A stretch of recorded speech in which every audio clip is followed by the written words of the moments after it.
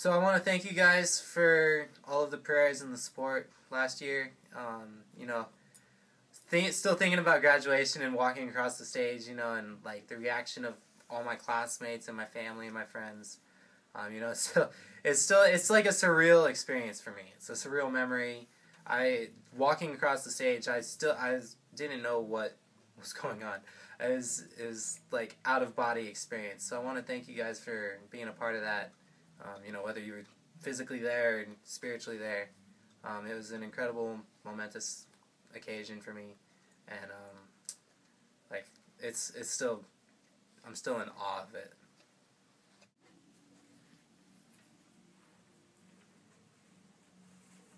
So what surprised me most about my first year out of high school is the amount of freedom that I had. I'm living on my own now in the dorms, and the only thing that I have to do is go to class. So there's a lot of responsibility that comes into play, and it's kind of a balancing act between fun and work. So one thing that I wish someone would have really kind of driven home before I graduated was my time management skills. Like the emphasis on budgeting, like what time you put into what activities. Like I said, there's a lot of responsibility and freedom that comes with being in college, but you also have to, there's no one holding your hand saying, like, this is what you got to do for your classes, this is what you got to do for studying and work, and you got to put fun in there too, so it's not all work. So getting the right ratio of like work and fun and study and all that stuff, like that's what I wish someone would have like really driven home for me.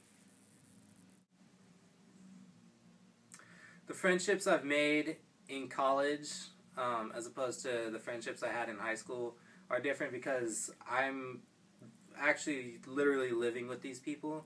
In high school I would see my buddies at school, and we'd go to like concerts or the movies, or we'd hang out at each other's houses sometimes. But I see these people in college literally like the second I wake up till the second I go to bed, and it's really become kind of a sort of, it's like a family unit now. Like I consider these people like my brothers and sisters, as opposed to just my friends.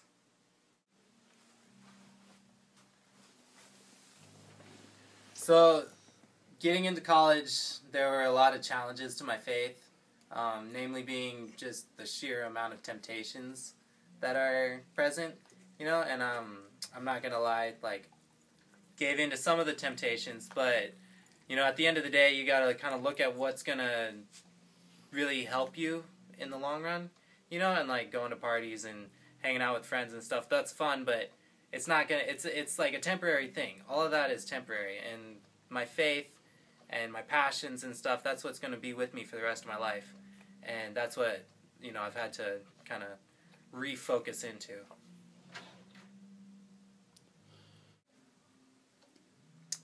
So, after walking across the stage at high school graduation, I've been asked, like, what's your next goal? What's the next big thing for you? And I have several things that I want to do, but, pretty much my goal right now is to just get through college, get good grades, get my degree.